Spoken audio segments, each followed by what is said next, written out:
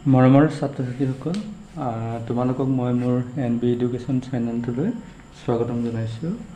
আৰু আজি আৰম্ভ কৰিম তোমালোকৰ নৱোদয়ৰ যি ষষ্ঠ শ্ৰেণী বাছনি পৰীক্ষা 2027 বৰ্ষৰ হ'বলৈ গৈ আছে। এই পৰীক্ষাত আহিব লগা বা অহা চেম্পল কিছুমান কুৱেশ্যন তোমালোকৰ লগত আলোচনা কৰিম। মই অসমীয়াৰ ভাষা জ্ঞান, তাতে ভাষা জ্ঞান বুলি কয়, গতিকে এই ভাষা জ্ঞানৰ এটা দফা তোমালোকৰ লগত আলোচনা কৰিম। গতিকে তোমালোকে দফাটো ভালধৰণে তোমালোকে মোৰ লগত শিকিবৰ কাৰণে যত্ন কৰা। এনেকুৱা ধৰণৰ দফাবিলাক আহিব আৰু তোমালোকে এইখিনি কৰিব পাৰিলে তোমালোকৰ 25 নম্বৰ থাকিব, 25 মাৰ্কছ।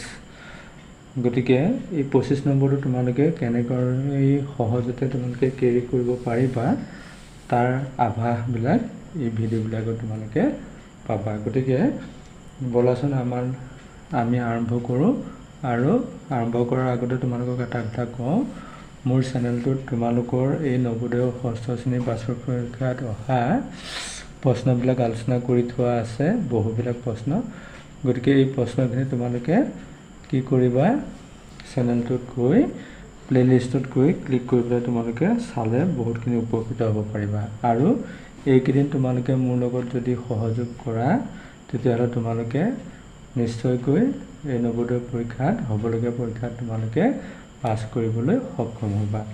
গতিকে এতিয়াও যদি মোৰ চেনেলটো তোমালোকে ছাবস্ক্ৰাইব কৰা নাই তেতিয়াহ'লে চেনেলটো ছাবস্ক্ৰাইব কৰি ল'বা। বলাচোন আমি আৰম্ভ কৰোঁ।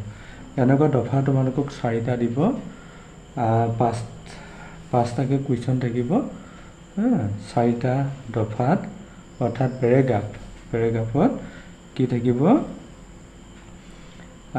5টাকৈ কি থাকিব, প্ৰশ্ন থাকিব। 4টাত এটা পেৰেগ্ৰাফত 5টাকৈ হ'লে 20টা প্ৰশ্ন থাকিব আৰু টোটেল মাৰ্কছ হ'ব 25। গতিকে 25টো ৰাখিবৰ কাৰণে ইমান টান নহয়, সহজ। গতিকে টিক্স কিছুমান আছে, সেই টিক্সখিনি তোমালোকে অনুসৰণ কৰিলে হ'ল। যিহেতু পৰীক্ষাৰ সময়ৰ কথা থাকে, গতিকে তোমালোকে কি কৰিব লাগিব, সময়ৰ আগতে তোমালোকে যাতে কুৱেশ্যনখন কমপ্লিট কৰা তাৰ কাৰণে কিছুমান ট্ৰিক থাকে। এই ট্ৰিকখিনি তোমালোকে জানিলে তোমালোকে খুব সহজতে সময়ৰ আগতে তোমালোকে অংকই হওক, অসমীয়াই হওক, মানসিক দক্ষতা ভাগটোৱে হওক সোনকালে কৰিবৰ কাৰণে সক্ষম হ'বা। এতিয়া বলাচোন আমি আৰম্ভ কৰোঁ। প্ৰথমতে পেৰেগ্ৰাফটো তোমালোকে কি সুন্দৰভাৱে পঢ়িবা। আৰু এটা কথা কওঁ, পঢ়াৰ আগতে যদি তোমালোকে প্ৰশ্নখিনিহঁত চাব পাৰা, প্ৰশ্নখিনি চাই প্ৰশ্নখিনি অলপ মনত ৰাখিব পাৰা, তেতিয়াহ'লে কোনটো প্ৰশ্নৰ উত্তৰ ক'ত আছে তোমালোকে পেৰেগ্ৰাফটো পঢ়িলে জানিব পাৰিবা। গতিকে আমি পেৰেগ্ৰাফটো পঢ়ি লওঁচোন বাৰু দেই। তোমালোকে মনোযোগেৰে শুনি যোৱা আৰু ভিডিঅ'টো অলপ মনোযোগেৰে চোৱা। যিহেতু পৰীক্ষা আহি আছে, নৱেম্বৰ মাহত হ'ব, গতিকে অলপ মনোযোগ দি চোৱা, এইকেইদিন কষ্ট কৰা, কষ্ট কৰিলেহে তোমালোকে ফল পাবলৈ সক্ষম হ'বা। এতিয়া বলাচোন আমি পেৰেগ্ৰাফত কি আছে চাওঁ। উৰিষ্যাৰ পুৰীৰ জগন্নাথ ভগৱানৰ ৰথযাত্ৰা বা গাড়ীৰে মহোৎসৱ ভাৰতৰ প্ৰাচীনতম আৰু বৃহত্তম মহোৎসৱ। ইয়াত কি কৈছে, উৰিষ্যাৰ পুৰীৰ ৰথযাত্ৰাৰ কথা কৈছে ন। প্ৰতি বছৰে জুন মাহত অসংখ্য তীৰ্থযাত্ৰী আৰু দৰ্শনাৰ্থী পুৰীলৈ এই মহোৎসৱ চাবলৈ আহে। এয়া প্ৰত্যেক বছৰ জুন মাহত আহে, এইটো মনত ৰাখা। এই ৰথযাত্ৰাৰ দ্বাৰা ভগৱান কৃষ্ণৰ গোকুলৰ পৰা মথুৰালৈ যাত্ৰাকে দৰ্শোৱা হয়। এয়া গোকুলৰ পৰা মথুৰা। এই যাত্ৰাত বৃহৎ ৰথ এখনত ভগৱান কৃষ্ণৰ ডাঙৰ প্ৰতিমূৰ্তি এটা বহুৱাই হাজাৰ হাজাৰ মানুহে এই ৰথখন টানি টানি লৈ যায়। এয়া ৰথযাত্ৰাত ভগৱান শ্ৰীকৃষ্ণক প্ৰতিমূৰ্তি এটা সাজি পেলাই এখন ৰথত বহুৱাই লয় আৰু টানি টানি লৈ যায়। এই ৰথখনে বাগিচাৰ ভৱনত প্ৰায় 7 দিন জিৰণি লয় আৰু ভগৱানৰ মূৰ্তিটো লৈ যোৱা হয়। ৰথখন সেই বাগিচাত, গোকুলৰ যি বাগিচা, মথুৰাৰ যি বাগিচা, মথুৰাত কি কৰে, ৰয়, জিৰণি লয়। এই যাত্ৰাৰ সময়ত হাজাৰ বিজাৰ মানুহে এই ৰথখন এবাৰ চুই চাই সেইখন টানিবলৈ হাবিয়াস কৰি হাবাথুৰি খায়। ৰথখন টানিলে পুণ্য হয় বুলি ভবা হয়। গতিকে কি হয়, ৰথখন টানে আৰু এতিয়া ৰথযাত্ৰা ক'ত অনুষ্ঠিত হয় এতিয়া কৈছে গোকুলত বাগিচা ভ্ৰমণত মথুৰাত পুৰীত এতিয়া ক'ত হয় কৈছে উৰিষ্যাৰ পুৰীৰ জগন্নাথ ভগৱানৰ ৰথযাত্ৰা বা গাড়ীৰ মহোৎসৱ ভাৰতৰ প্ৰাচীনতম আৰু বৃহত্তম মহোৎসৱ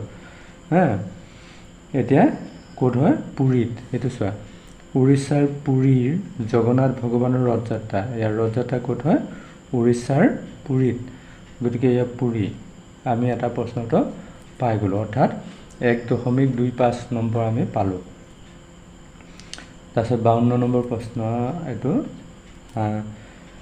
তাৰমানে আমাৰ আমি বুজোৱা পেৰাগ্ৰাফটোৰ মতে 2 নম্বৰ প্ৰশ্ন ৰথযাত্ৰা প্ৰতি 12 মাহৰ মূৰত অনুষ্ঠিত হয় কাৰণ কি কৈছে 12 মাহৰ মূৰে হয় কি কাৰণে হয় ৰথখন প্ৰতি 12 মাহৰ মূৰেহে পোৱা যায় মানুহে উৎসৱ প্ৰতিদিনে হোৱাটো নিবিচাৰে এই যাত্ৰাই ভগৱান কৃষ্ণৰ গোকুলৰ পৰা মথুৰালৈ যাত্ৰাকে নিদৰ্শন কৰে এখন নতুন ৰথ নিৰ্মাণৰ বাবে 12 মাহৰ প্ৰয়োজন এইবিলাক নহয় আৰু এইটো এই যাত্ৰাই ভগৱান কৃষ্ণৰ গোকুলৰ পৰা মথুৰালৈ যাত্ৰাকে নিদৰ্শন কৰে এইটো তাৰপিছত নেক্সট প্ৰশ্নত আমাৰ কি আছে চাওঁ নেক্সট প্ৰশ্নত আমাৰ কি দিছে চোৱা